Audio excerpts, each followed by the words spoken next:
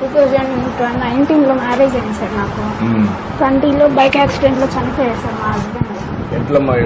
Bike accident sir. Bike road skid అయ్యి పడడం ద్వారా హెడ్ తగిలింది సార్ బాగా. దానివల్ల అప్పటికే ప్రెగ్నెంట్ గా ఉన్నాను సార్, పాపం 7th మంత్.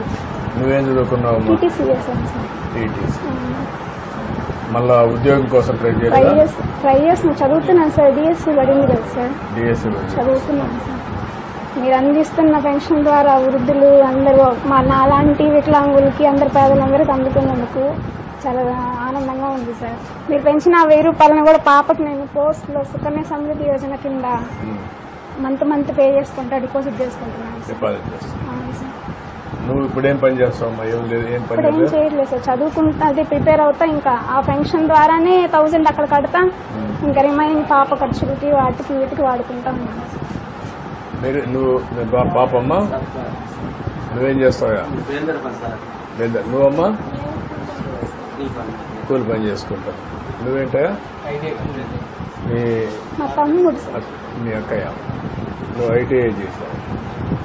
చేసి ఏం చేస్తున్నావు ఇప్పుడు? ఎక్కడ? కాళస్ దగ్గర పని చేస్తున్నావు. ఎంత ఇస్తారు మరి? ఎంత ఇస్తున్నా?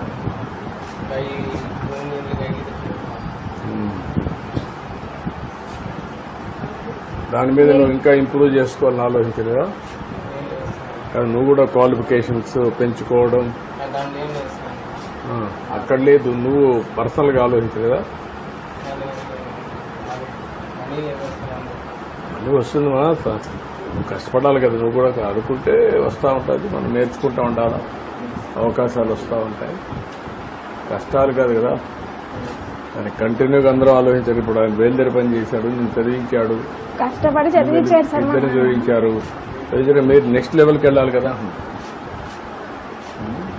ఇప్పుడు మీరు కూర్చోండి, ఏం చేస్తే మీరు బాగుపడతారు? జాబ్ తెచ్చుకోవాలి సార్, కష్టపడి చదివి జాబ్ తెచ్చుకోవాలి. జాబ్ రావాలి. నువ్వేం చేయాలి? తెచ్చుకోవాలి.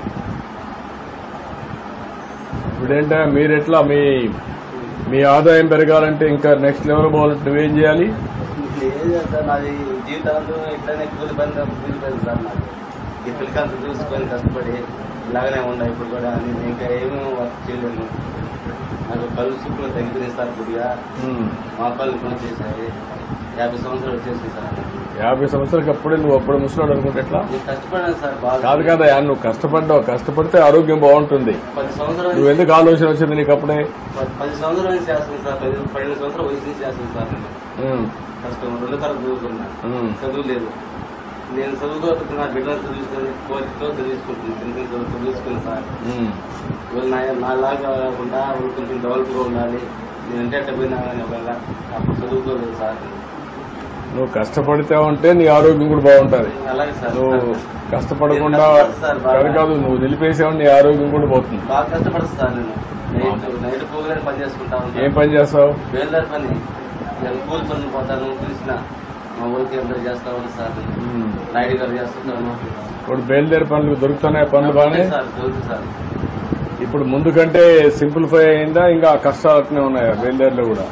కష్టాలు ఎట్లా ఉన్నాయి సార్. కాదు, ఆధునికమైన పనిముట్లు కూడా వచ్చాయి కదా, ఇంప్రూవ్ అయినాయి కదా, కాలేదా? రాలేదు సార్. ఏం చేసి మనుషులు లేరు నా దగ్గర. చేసుకోవాలంటే ఒక సింగల్ పోవాలి. ఎవరు పనులు ఎవరు 10 మంది 20 మంది ఉండాలి బ్యాచ్బెట్ చేయాలంటే. అంత నాకు ఇప్పుడు నాకు లేదు సార్. నీకు డబ్బులు ఇప్పిస్తే 10 మంది తయారు చేసుకుంటావా? డబ్బులు రారు సార్. నాకు ఎవరు రారు. మా ఖాళీ ఎవరు రారు సార్. నా మనుషులు నాకు పుట్టరు సార్. మనుషులు ఎవరు ఏమి అంటే ఊరు వర్క్ చేసుకుంటా ఉంటారు పనులు. నీకెందుకు రారు? ఊరు పనులు పోతుంటారు సార్. అది కదా, మరి నువ్వు కూడా 5-6 మంది 10 మంది తయారు చేసుకోవాలి కదా. నువ్వు ఒక నాయకుడు కావాలి కదా, ఒక లీడర్ కావాలి కదా. అంత చేసే శక్తి లేదు సార్ నా దగ్గర. చేసుకోవాలంటే విధానం లేదు. నీకు ముందుగానే ఆలోచనలో నువ్వు కాడు పడేస్తున్నావు. ఈ పనే సార్ నాకు కూలి పని చేయాలనుకుంటున్నాను సార్. నేను అదే నువ్వు అనుకుంటున్నావు కాబట్టి నువ్వు అక్కడే ఉన్నావు. అట్లే ఉన్నా సార్. అట్లా కాకుండా 10 మందిని వడ్డేయాలనుకుంటే నీకు కొంచెం నెక్స్ట్ లెవెల్ లీడర్షిప్ వస్తారు. చదువు అక్కర్లా ఇప్పుడు. అట్లా పోయే పొజిషన్ లేదు. పోలేను పోలేవు అని అనుకుంటున్నావు. అంతే సార్. ఏదో మీరు దయచేసి మా కుటుంబానికి అదే సంతోషం సార్. ఆ దేవుడు వచ్చి చూసినట్టు సార్ మా పండుగ. మన ఈ ఫ్యామిలీని ఎట్లా చేయగలుగుతాం? మీరు P4 లో అడాప్షన్ పెట్టినప్పుడు ఏమన్నా సార్ యాక్చువల్లీ అబ్బాయి అయితే బయటకు పనికి వెళ్తున్నారు సార్, అమ్మాయి అయితే BSc చదువుతున్నారు.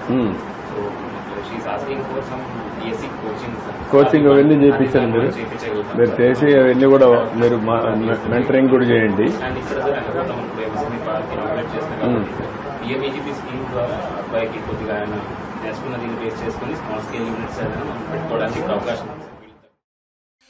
రాష్ట్ర స్థాయిలో 2025 ఇంటర్మీడియట్ రిజల్ట్స్ లో ప్రభంజనం సృష్టించిన రావూస్ విద్యార్థులు 2025వ సంవత్సరం ఇంటర్మీడియట్ ఫలితాల్లో సీనియర్ ఇంటర్ ఎంపీసీలో 991 స్టేట్ మార్క్, జూనియర్ ఇంటర్ ఎంపీసీలో 465 స్టేట్ మార్క్, ఎంఈసీలో 487 స్టేట్ మార్క్, బైపీసీలో 432 స్టేట్ మార్క్.